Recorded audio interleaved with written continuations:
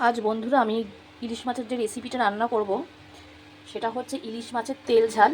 তো এর জন্য আমি সবথেকে প্রথমে মাছগুলো ভেজে নেব একদম হালকাভাবে। আর এই বাটিটাতে আমি একটা বড় পেঁয়াজ আর একটা টমেটো ঘষে নিয়েছি। আর এই বাটিটার মধ্যে আমি হলুদ গুঁড়ো, জিরে গুঁড়ো আর লঙ্কার গুঁড়ো আর নুন সব একসঙ্গে পরিমাণ মতো দিয়ে আমি একটু জল দিয়ে ভিজিয়ে রেখেছি। তো এটার জন্য আমি সবথেকে যেটা প্রথম আমি করব, মাছগুলো আমি হালকাভাবে ভেজে নেব। তো এর মধ্যে আমি দিয়ে দেবো কড়াইতে তেল। এই রান্নাতে বন্ধুরা তেলের পরিমাণটা একটু বেশি থাকবে, কারণ এটার নামটাই হচ্ছে ইলিশ মাছের তেল ঝাল। তো তেলটা একটু বেশি পরিমাণে দেবেন।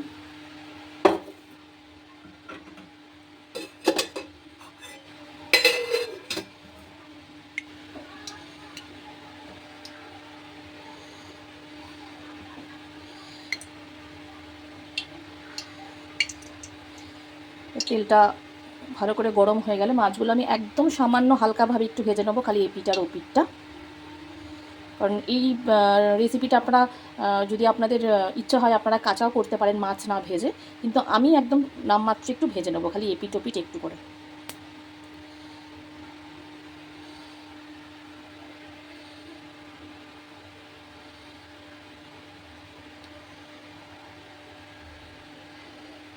তো তেল আমার গরম হয়ে গেছে, তো মাছগুলো এবার আমি ছেড়ে দেবো।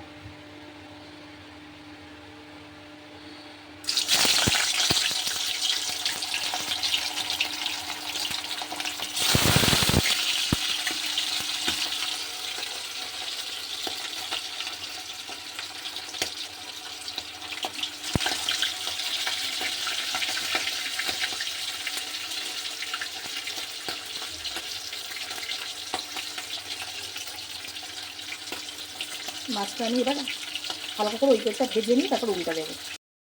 তো আমার মাছের এক পিঠটা ভাজা হয়ে গেছে।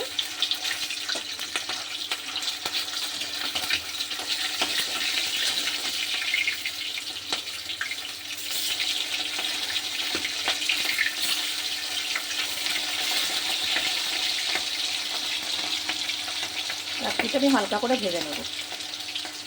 মাছ আমার ভাজা হয়ে গেছে বন্ধুরা, এবার মাছগুলো আমি নামিয়ে নেব।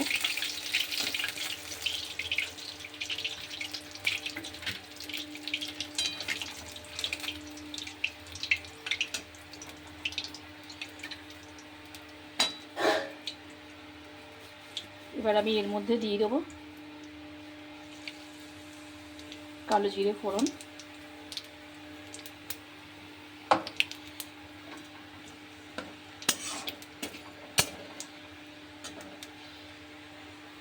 এবার আমি এর মধ্যে দিয়ে দেবো ঘষে রাখা টমেটো আর পেঁয়াজটা।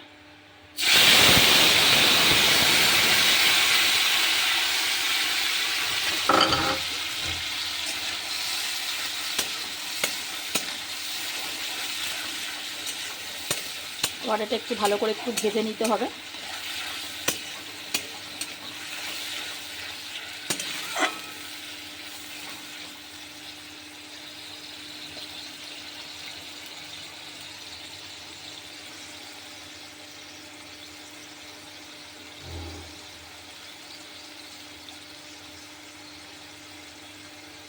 পেঁয়াজ আর টমেটোটা বেশ ভালো করে একটু ভেজে নিতে হবে। তারপর এর মধ্যে আমরা ভিজিয়ে রাখা মশলাটা দিয়ে দেবো।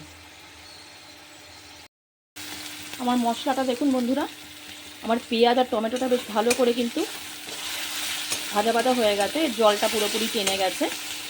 এবার আমি এর মধ্যে আমি যে মশলাগুলো ভিজিয়ে রেখেছিলাম, আমি আর একবার বলে দিচ্ছি, এর মধ্যে আমি ভিজিয়েছিলাম হচ্ছে লঙ্কার গুঁড়ো, হলুদ গুঁড়ো, জিরে গুঁড়ো আর পরিমাণ মতো নুন। এবার এইটা মিশ্রণটা আমি এর মধ্যে দিয়ে দেবো।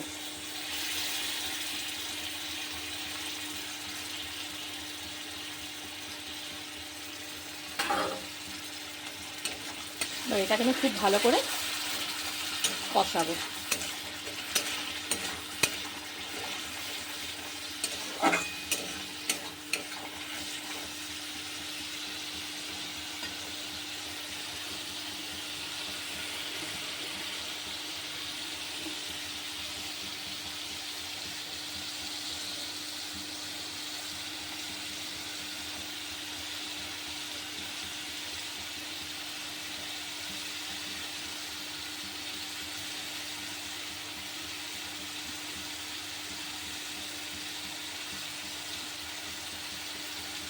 আর এর মধ্যে আমি দিয়ে দিলাম 4টে কাঁচা লঙ্কা চেরা।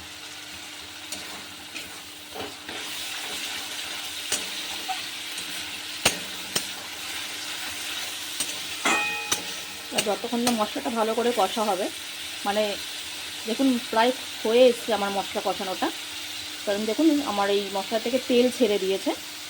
এর মধ্যে আমি পরিমাণ মতো এবার একটু জল অ্যাড করে দেবো।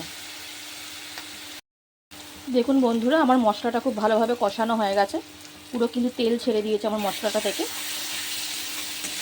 এবার আমি এর মধ্যে দিয়ে দেবো জল পরিমাণ মতো। এটা খুব বেশি ঝোল হবে না, ব্যাপারটা একটু মাখা মাখা হবে।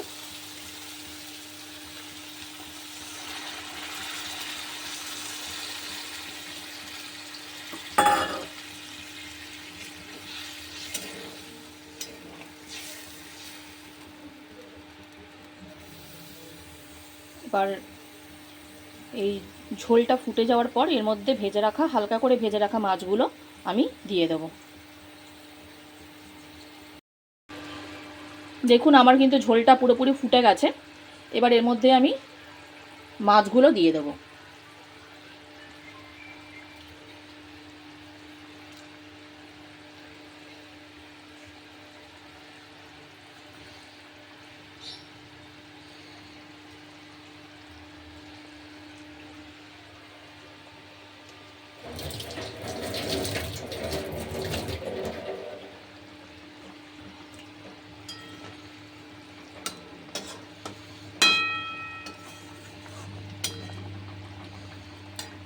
এবার মাছগুলো দিয়ে এটাকে 10 মিনিটের মতো আমি ঢেকে রেখে দেব।